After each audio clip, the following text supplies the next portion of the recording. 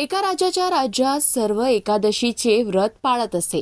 एकादशीच्या दिवशी प्रजा चाकरमान्यापासून ते जनावरांपर्यंत कुणालाही अन्न दिले जात नव्हते।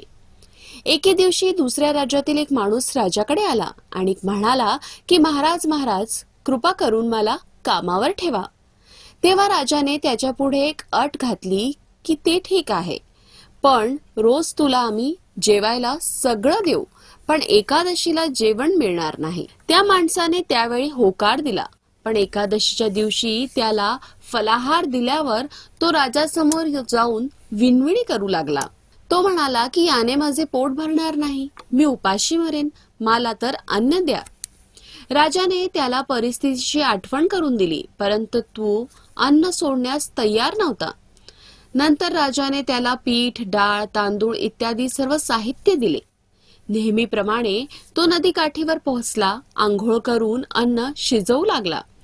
जेवण तयार झाल्यावर तो देवाला हाक मारू लागला की ये देवा, सर्व काही तयार आहे। त्याच्या हाकेवर भगवान पीतांबर धारण करून चतुर्भुज रूपात आले आणि प्रेमाने त्याच्या सोबत भोजन करू लागले। अन्न ग्रहण करून देव अंतर्धान पावला आणि तो आपल्या कामाला लागला। 15 दिवसांनी पुढच्या एकादशीला तो राजाला म्हणू लागला की महाराज मला दुप्पट सामुग्री द्या। त्या दिवशी मी उपाशी राहिलो। राजाने कारण विचारले असता त्याने सांगितले की देव ही माझ्या सोबत जेवतो, म्हणूनच ही सामग्री आम्हा दोघांसाठी पूर्ण पडत नाही। हे ऐकून राजाला फार आश्चर्य वाटले।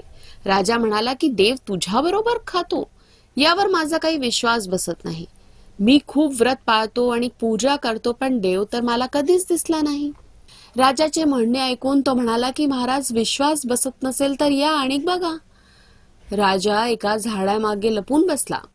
त्या व्यक्तीने जेवण तयार केलं आणि देवाला हाक मारली, पण देव काही आला नाही। शेवटी तो म्हणाला की अरे देवा, तू आला नाहीस तर नदीत उडी मारून जीव देईन। तरीही देव आला नाही। मग प्राण अर्पण करण्यासाठी तो नदीकडे निघाला। आपल्या प्राणाची आहुती देण्याचा त्याचा ठाम इरादा जाणून लवकरच देव प्रकट झाले आणि त्याला थांबवले आणि त्यांनी एकत्र बसून जेवण केले। खाऊन पिऊन झाल्यावर देव त्याला आपल्या विमानात बसवून आपल्या निवासस्थानी घेऊन गेले। हे पाहून राजाने विचार केला की मन शुद्ध असल्याशिवाय उपवासाचा काही फायदा नाही। यातून राजाला ज्ञान प्राप्त झाले। त्याने मनापासून उपवास सुरू केला आणि शेवटी स्वर्ग प्राप्ती झाली।